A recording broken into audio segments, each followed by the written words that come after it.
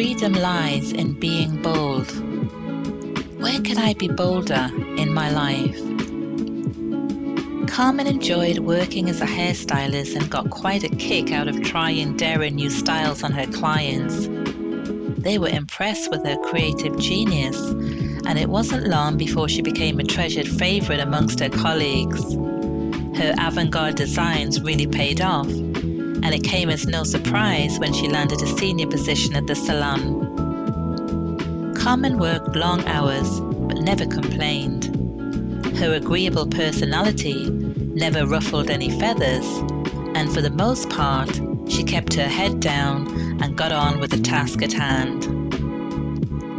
Carmen still lived at home with her parents, something she preferred to keep quiet about, since most of her friends were either married or doing really well in their careers.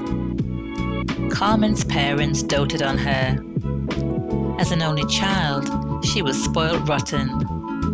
Despite being almost 39 years of age, they still paid for her vacations, groceries, social activities, her car note, gym membership, and pretty much indulged her every whim.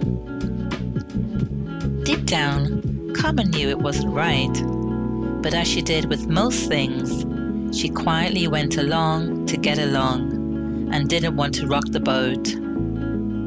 Come to think of it, she was much the same with Cameron, her boyfriend of 7 years. They were fairly stable, and she certainly cared for him, but there were no sparks in the relationship, and although she often thought about leaving, she feared being alone. The fear was so great, so consuming, she convinced herself everything was okay, though inside, she knew she was settling. Carmen used the same tactics to numb her ambitions of owning her own hair salon. At her core, she knew how talented and gifted she was, but she was equally inclined to sacrifice her most cherished hopes and dreams. Dreams of buying a beautiful home, getting married and starting a family, finishing her cosmetology degree, and mostly being a kick-ass boss of Carmen's cut above the rest, a chain of high-end salons spread across the country. With a big sigh, she pulls down the shutters and locks up the shop after a very long and tiring day, and heads home to dinner with Mum and Dad.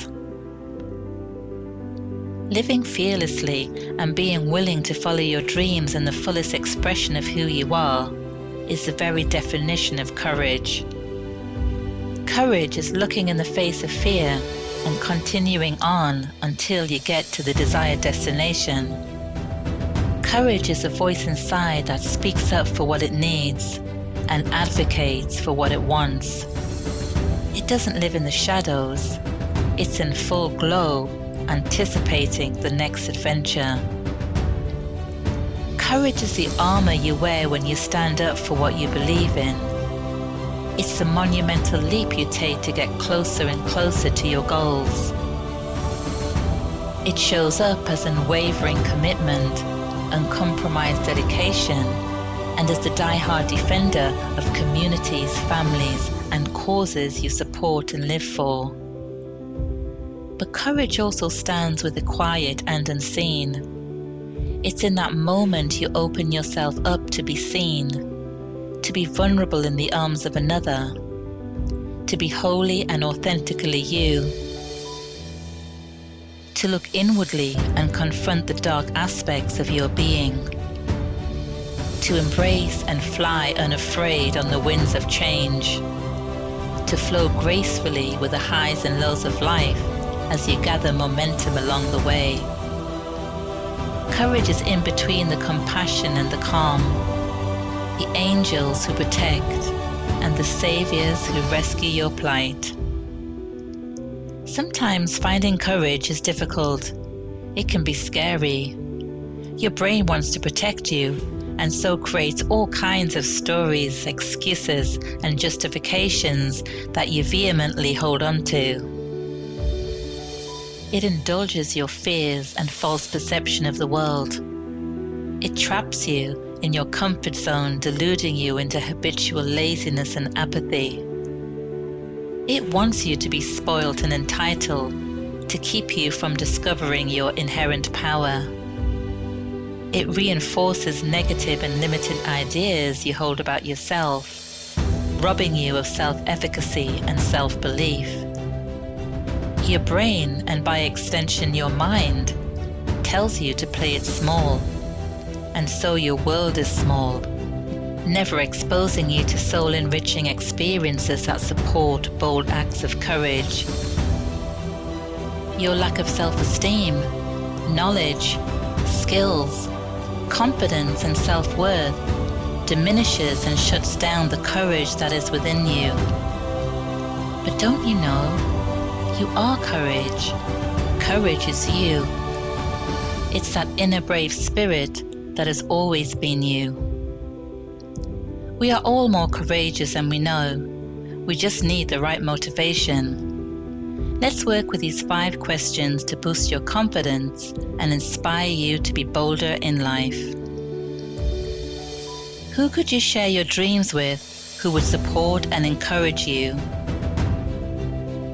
What's more important than your fear?